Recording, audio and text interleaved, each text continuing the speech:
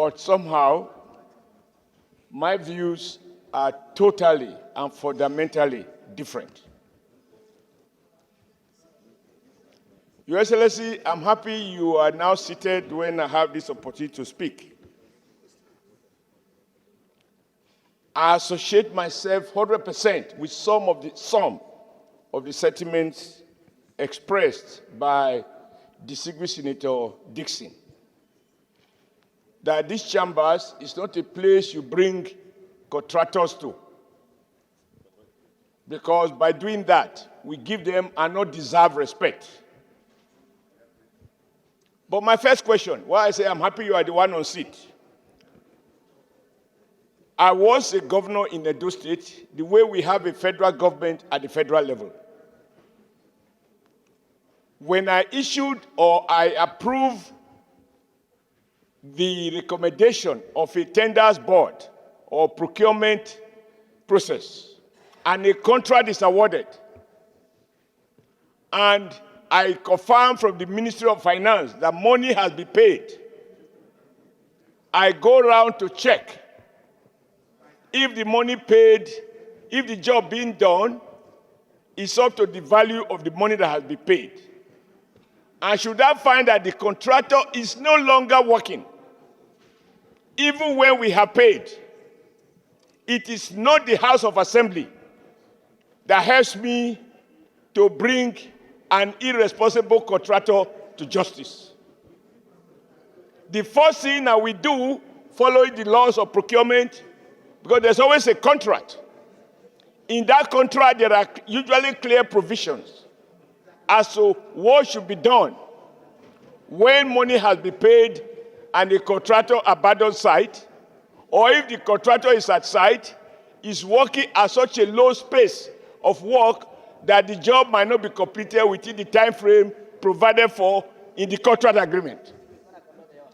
But my people have a saying that when an elderly man has shared akara with a small child, he loses respect in the eyes of the child. That we are discussing a contractor here who appear to be more powerful than the Ministry of Works that awarded this contract. I am sure in your 8 years as governor, you have had cause to deal with contractors who collected money and thought it was a Christmas gift. So, sir, my first question, who is complaining? Is it the committee that awarded the contract? Is the minister complaining? If the minister is not complaining, or is pretending to complain, should we not make exactly the same anger on the minister as well as his agent, the contractor? When a man who gives you a job can no longer call you to order, there are questions to be asked, and there are hard answers that must be provided. The man who gives contract cannot be helpless unless he compromises his powers. The anger of my brother, distinguished Senator Oji, should be directed at the Federal Ministry of Works. And like somebody said, even petty contractors collect money and walk away, and there are no consequences. And I want to ask for those of us who have had the privilege to give jobs, even in our personal capacity, when you pay your contractor with evidence and you have agreement that says once you pay, a job is done. If the contractor doesn't do it, why are you not invoking those sections, not only to terminate, but to use law enforcement? Because this is not a civil matter, it's a contractual obligation that can have a criminal implication. And then get the security information agencies to recover the portion of the money that has been paid and for which no job has been done. For the committee to now be the one chasing a contractor and the federal ministry seems to be indifferent, suggests that we are directing our anger not to the source of the problem, but to the consequences arising from official neglect by those who are empowered to enforce contract agreement. I therefore submit, sir, with profound respect, that so I submit, sir, that everything we have said of Julius Berger, we should say even more to the Ministry of Works. They awarded the contract. There is no evidence. They have the power to revoke the contract, and they have the power under the law to get that part of the payment for which they have not worked, to recover that money to public treasury and award the contract to another contractor under clear terms of contract execution. Thank you. So let us not shy away from the root cause of the problem. May we not engage anyone that is beyond our capacity to bring under control. Don't hire who you cannot fire. Thank you. Thank you, sir. Well, let me go round and round and round and round on the same issue. First, I want to agree with majority of you who said that this issue ought not to be discussed in the plenary. You have your constitutional powers, and you have to be very well versed with your constitution.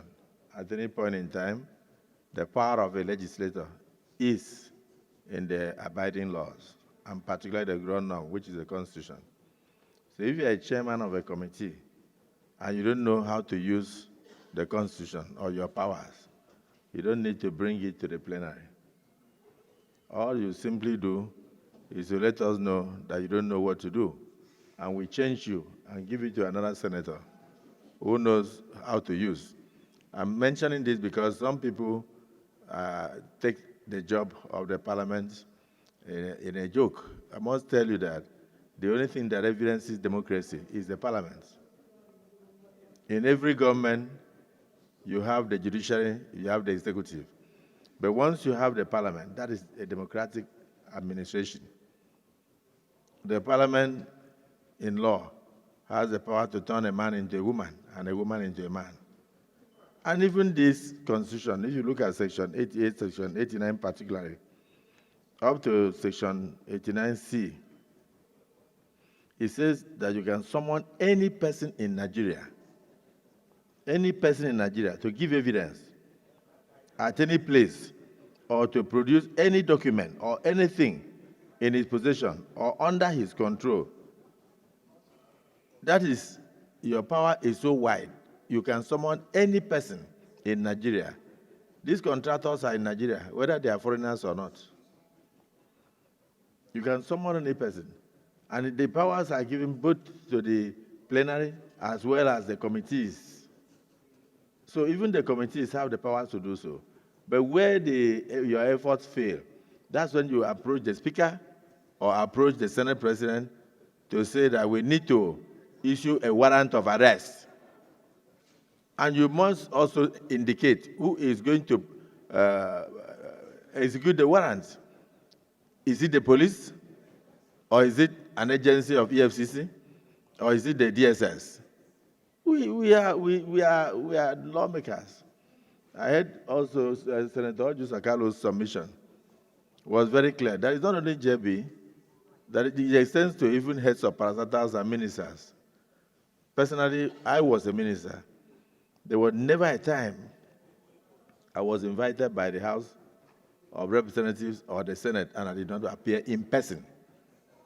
Because when I was in the A Senate, I hated the idea of ministers sending assistant directors to go and appear in the parliament. Luckily today, the president of the country is himself a former senator. The vice president is a former senator. Even the first lady, a former senator. There is no way you use your powers and they will not understand. And you have to understand that your attitude determines your altitude. If you do not exert your powers, then why then are we here? So since this matter has reached us, I believe we should go into the prayers and we should not discuss anymore. If the prayers are strong enough, there are prayers here. Well, the prayers are here.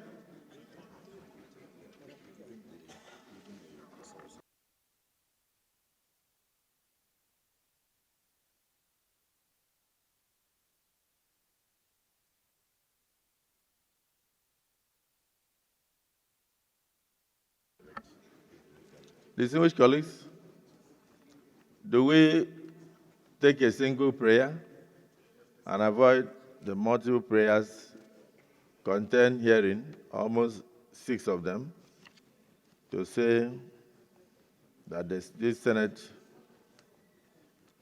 do resolve to issue a warrant of arrest to the managing director of JV to appear before the Senate Committee on Works to explain what they have done with the finances of the federal government given under their control.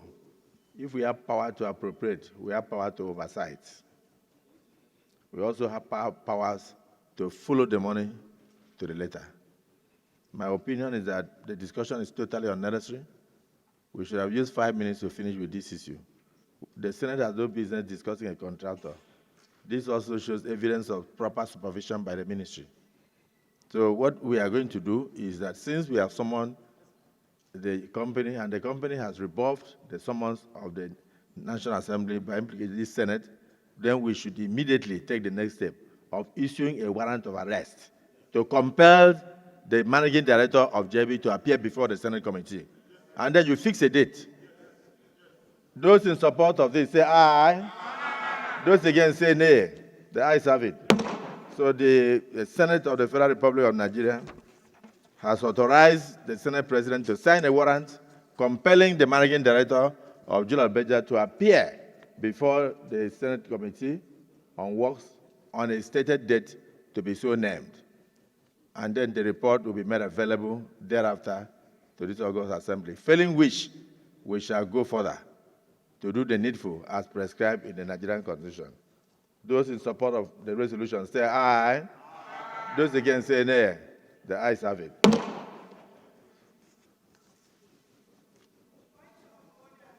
Yes, point of order.